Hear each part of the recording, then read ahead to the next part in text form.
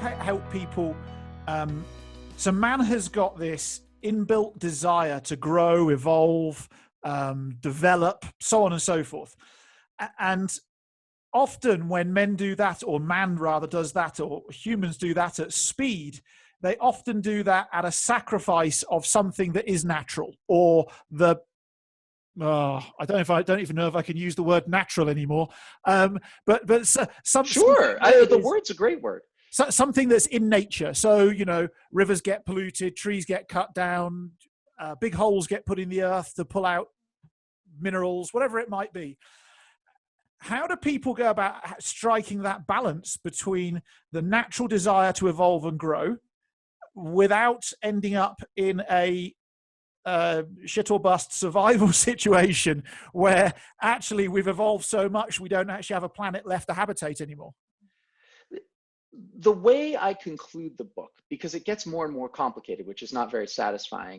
The way I conclude the book is that rather than making a decision, having a heuristic in advance for how you decide these things, you answer it by looking at the particular context of the question. You can't answer that question without looking at what the ditch is for. What are you building there? And why are you building it? And what other options exist? And what in the natural world is going to be lost? And all of those questions are going to be answered in different ways. It also depends on the culture.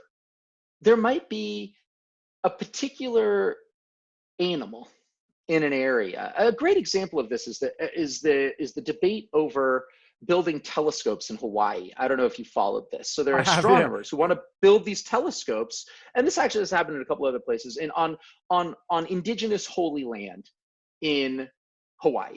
And there was this debate about, well, should we build the telescope there? It's getting in the way of this land, but it'll give us a better sense of the natural world, but will also destroy this part of this area that's valuable to people. I'm not going to tell you that I have an answer, because I don't. But what I do think the answer is you have to sit down with all of the people who have stakes in this debate and listen to each other. You have to listen to the people. And in the case of nature, you have to listen to people who understand nature and value nature. This is what people who make nature documentaries are doing. They're saying to us, look at this beautiful thing. Look at this valuable world. I want you to understand its value so that if you choose to go ahead and destroy parts of it anyway, you're not doing it without a deep respect of what is being lost. You can destroy we destroy things. We take down buildings in cities that are to make room for housing that will allow people to no longer be on the streets. It's a difficult decision. I guess what I would want to say is make damn sure that it's difficult. Don't not listen to people who care, and don't ignore the tremendous value of the natural world, but also don't deceive yourself into thinking that every time we destroy a part of nature, it's necessarily evil or a bad decision. It always depends on that contextual framework. And the same thing is true, incidentally, for natural birth, for natural food, for natural sports, whatever it happens to be. You need to think hard, and also I would say think clearly. You need to be able to be clear with yourself and with the people that are helping make these decisions about what it is that you value when you value natural birth, what it is that you value when you value a particular grove of trees or a particular species of animal. And having clarity on that, rather than turning it into a binary of pure and impure, is also extremely helpful for making those decisions. So there's almost a mixture of like understanding the butterfly effect or the ripple effect. If I do X, here's the logical sequence of consequences that may or may not happen through my actions.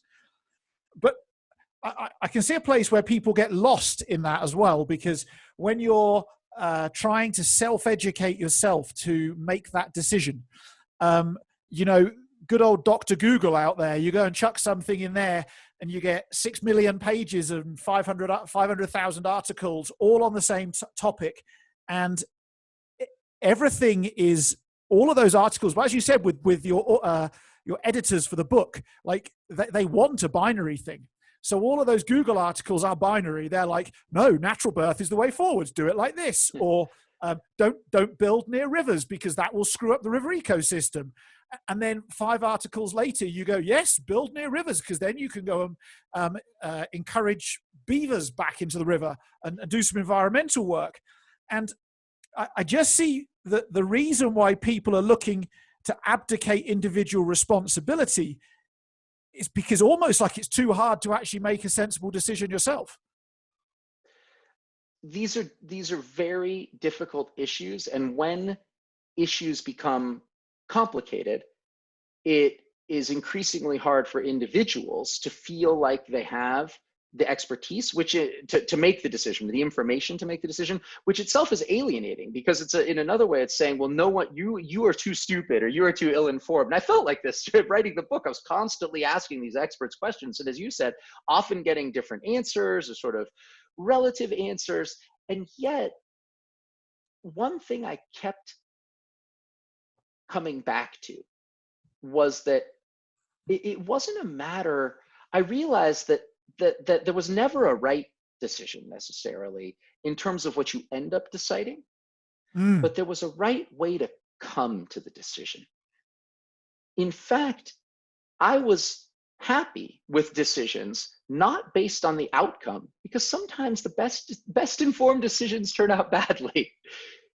I was happy when I had listened, when I felt like I had been generous to the problem, when I had really listened to people, not gone in with a prejudged, and really felt like I had tried genuinely to understand the perspectives that had gone into whatever it was. And then I made my decision. Was I completely sure when I make that decision? No. Could that decision change 3 months from now if I hear something else or I'm informed in a different way? Absolutely.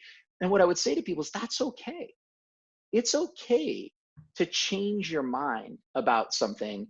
You don't have to look back on your previous decision and say, I'm wrong, if the way that you evaluate your wrongness isn't by the outcome, but by the process that you used to achieve that outcome. At the end of the day, that's something I'm more certain about. Look at the natural world. Try to really understand why people love it and value it.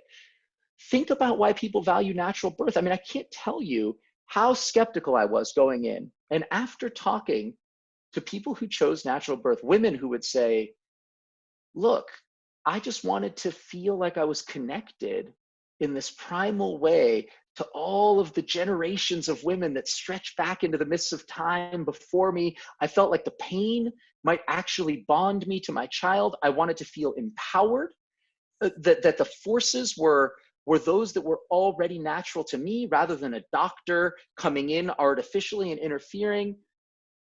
Hey, I was really moving. I understood it. Now, at the end of the day, if I knowing all of that, would my wife and I choose to have a natural birth? I don't think that we would, but I also know that we wouldn't be as quick to dismiss people who make that choice. And it was the process of listening generously that helped me overcome kind of being an asshole, frankly. If you don't need to be right, then being right is no longer the criteria of good decision. I know that sounds stupid, because people who listen to this are gonna be like, well, that's well and good, but don't you want to know whether the lake you're gonna get rid of is actually important to the environment? Or don't you want to know whether that food is actually gonna hurt you? Sure, of course, that's gonna be a part of what motivates your decision.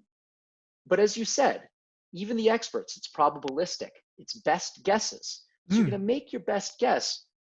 But as a meteorologist, it's your method that you really care about. You have to be honest about the data, you have to analyze it as best you can.